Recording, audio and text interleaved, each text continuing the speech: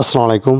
SSC ২০২৫ তো test পরীক্ষা তোমাদের জন্য বাধ্যতামূলক কিনা এই প্রশ্নটি অনেকে করেছে। অর্থাৎ টেস্ট পরীক্ষায় যদি অংশগ্রহণ না করো কিংবা না দাও তাহলে কি আসলে ফর্ম ফিল আপ বা কেন্দ্রীয় পরীক্ষায় অংশগ্রহণ করতে পারবে কিনা এবং টেস্ট পরীক্ষাটি আসলে বাধ্যতামূলক কিনা এসএসসি ২০২৫ শিক্ষার্থীদের জন্য। তো তা নিয়ে আলোচনা করব, খুবই গুরুত্বপূর্ণ বিষয়টি।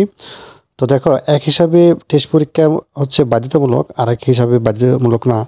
এখন টেস্ট পরীক্ষায় আসলে অংশগ্রহণ না করলে আসলে ফর্ম ফিল আপ করতে পারবে কিনা, এক হিসাবে করতে পারবে, আরেক হিসাবে করতে পারবে না। এখানে দুটি যুক্তি রয়েছে।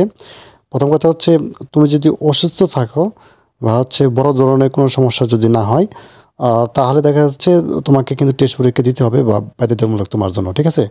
যেহেতু টেস্ট পরীক্ষার মাধ্যমেই তোমার অর্থাৎ ফর্ম ফিল আপ বা যে আদার্স যে বিষয়গুলো রয়েছে কেন্দ্রীয় পরীক্ষা, এগুলো তোমাকে অংশগ্রহণ করতে হয়।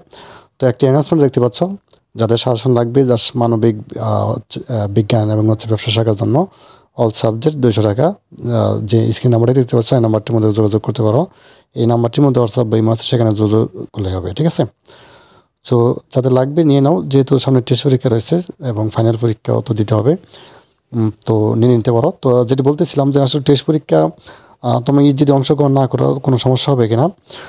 সমস্যা তোমার চাইলে স্কুল করতে পারে তোমার জন্য, অথবা নাও করতে পারে। এক্ষেত্রে তোমাকে হয়তো বা কিছু পানিশমেন্ট হিসেবে কিছু জরিমানা নিতে পারে, অথবা তোমাকে রিটেস্ট পরীক্ষা দিতে হতে পারে। আর যদি তুমি অসুস্থ থাকো তাহলে তোমাকে অংশগ্রহণ করতে হবে না এবং পরীক্ষা আসলে দিতে হবে না।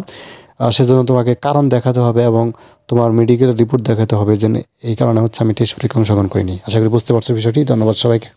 আল্লাহ হাফেজ।